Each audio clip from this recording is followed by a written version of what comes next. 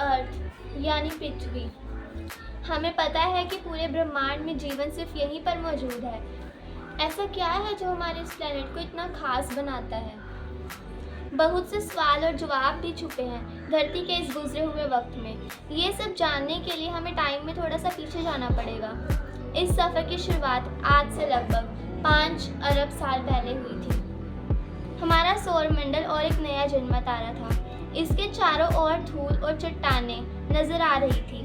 यहाँ अभी हमारी पृथ्वी का नामो निशान तक नहीं है, लेकिन समय के साथ साथ यहाँ फैली चट्टानें और धूल फोर्स ऑफ अट्रैक्शन की वजह से आपस में टकराकर जुड़ रहे हैं। आज से करीब 4.5 अरब साल पहले इन सब चट्टानों और धूल ने जुड़कर एक बड़ा सा गोला तैयार किया जो एक स्टार का चक्कर लगा रहा है।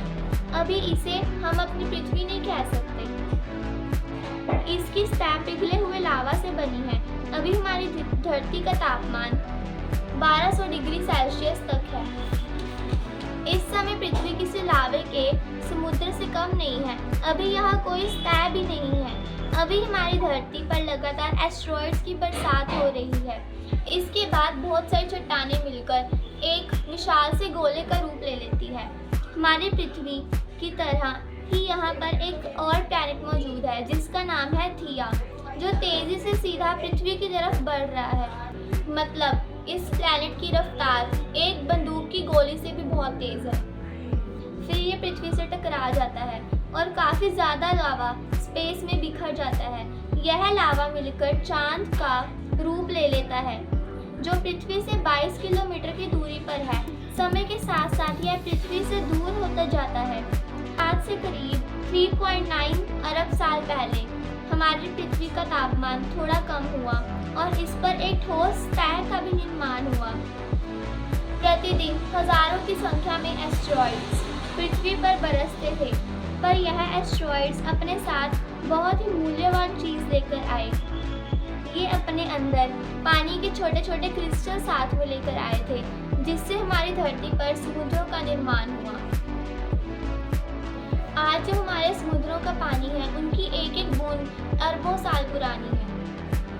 अब पृथ्वी का तापमान धीरे धीरे बहुत ज़्यादा बढ़ रहा है और पृथ्वी का तापमान जहरीली गैसों से भर चुका है।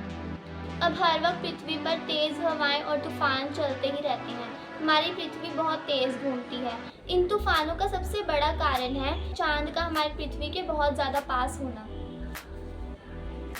चांद के फोर्स ऑफ अट्रैक्शन की वजह से हमारे समुद्रों की जो लहरें हैं वो चांद की तरफ उठती हैं। चांद का फोर्स ऑफ अट्रैक्शन बहुत ज़्यादा है, पर समय के साथ साथ चांद पृथ्वी से दूर चला जाता है और यह लहरें और तूफान भी धीरे धीरे कम होते हैं और धरती के घूमने की गति भी अब धीरे धीरे कम होती जाती है। लावा पृथ्वी की सतह के अंदर जा चुका है, पर धीरे धीरे यह लावा बाहर फिर से निकलने लगा और ज्वालामुखी भी फटने लगे।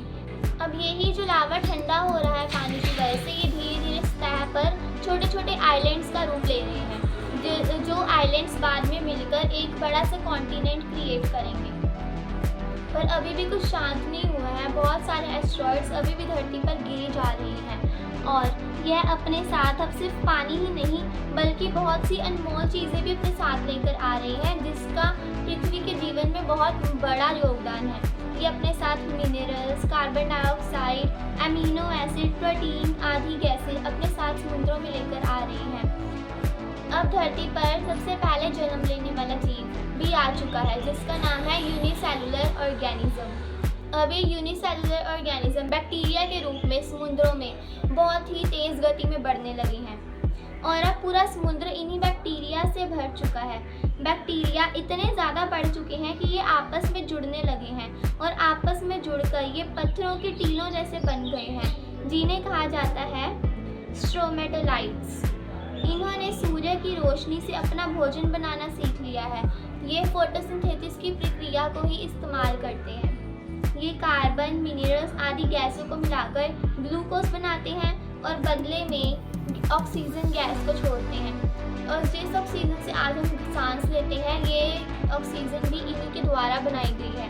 और अभी ऑक्सीजन वायुमंडल में इतनी ज़्यादा बढ़ चुकी है कि अब ये समुद्र से बाहर निकलकर हवा में भी फैल चुकी है। जैसे जैसे पृथ्वी की गति धीमी होती गई, वैसे वैसे रात और दिन का समय भी बढ़ता गया।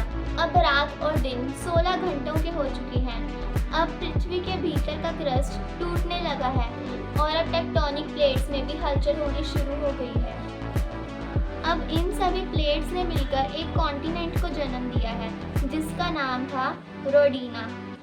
इस समय पृथ्वी का टेम्परेचर लगभग 30 डिग्री सेल्सियस तक है और दिन 18 घंटों का होता है।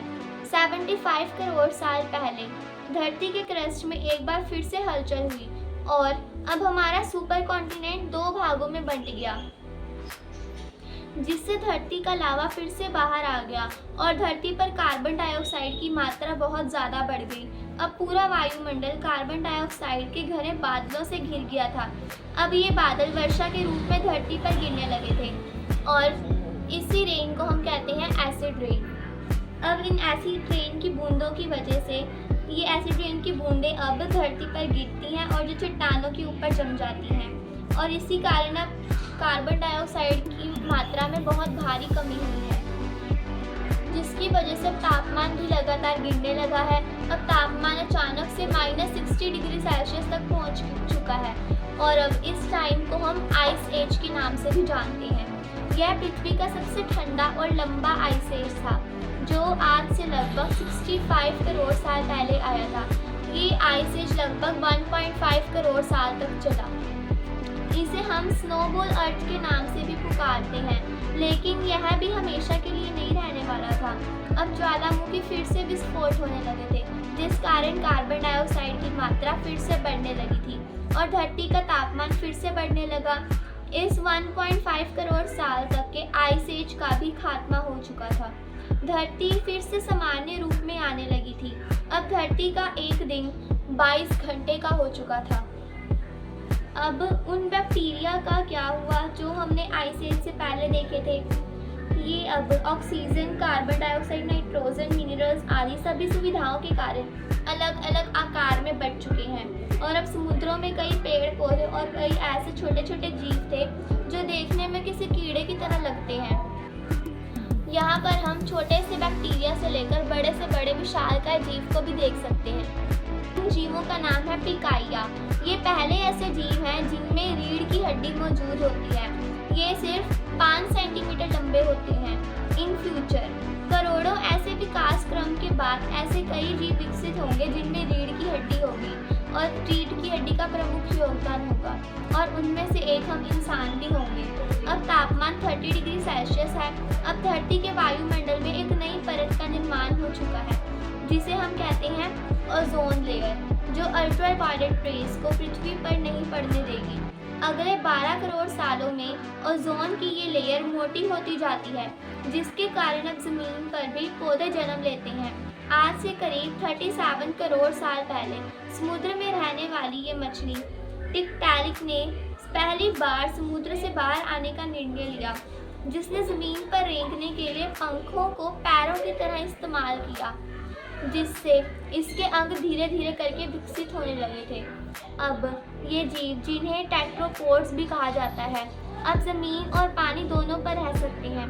आज से करीब 36 करोड़ साल पहले ये पूरी तरह से विकसित हो गए थे। अब ये सिर्फ जमीन पर ही रहते थे। दुनिया के वे सभी जीव जिनके 2 पैर और 2 हाथ हैं, वो सभी इन्हीं टेट्रोपोड से ही विकसित हुए हैं। अब जमीन पर बहुत सारे कीड़े मकोड़े जैसे खान, खजूरें, मकड़ियाँ आदि भी रहती हैं। ये सारे जीव आर्थ्रोपोड्स कहलाते हैं। ये बाकी सभी जानवरों से बहुत पहले ही धरती पर विकसित हो चुके थे। ये हमने जितने भी जीव देखे, ये सब पानी में अंडे देते थे, पर ये छिपकली की तरह दिखने वाला जीव, जिसे होलोनोमस भी कहा जाता है, ये ऐसे अंडे देता है जिससे बच्चे जमीन पर जन्म लेते हैं। आज से करीब 25 करोड़ साल पहले रेप्टाइल्स की वजह से नए जीवों की शुरुआत हुई थी, जिससे अब बड़े जानवरों का अस्तित्व संभव हो चुका है। हमने जो छिपकली जैसा जीव देखा था, वो अब एक खूंखार जानवर में विकसित हो चुका है। अब एक बार फिर से ज्वालामुखी विस्फोट की वजह से तापमान फिर से गर्म हो गया। भूभाग पर ज्वालामुखी इरप्शन होने लगे, जिससे धीरे धीरे सारे पेड़ पौधे जल गए और धरती की ज़्यादातर आबादी भी ख़त्म हो गई। लेकिन इसमें कुछ ऐसे जीव जिंदा भी बच गए जिन्होंने सब कुछ खाना शुरू कर दिया। ये गर्मी से बचने के लिए ज़मीन के अंदर रहने लगे थे। अब धीरे धीरे तापमान फिर से नॉर्मल होने लगा था। अब जीव फिर से अपनी खुशहाल ज़िंदगी बिताने लगे थे। अब एक प्रजाति थी जिन्होंने अपने आप को विस्फोट के टाइम पर बचा लिया था। ये आगे चलकर डायनासोर्स में तब्दील हुए थे। डायनासोर्स ने करीब 17 करोड़ साल तक धरती पर राज किया। पर धीरे धीरे ये डायनासोर्स भी खत्म होने वाले थे। जैसा कि हमें पता ही है, डायनासोर्स का अस्तित्व भी बहुत ज़्यादा देर तक नहीं चला था।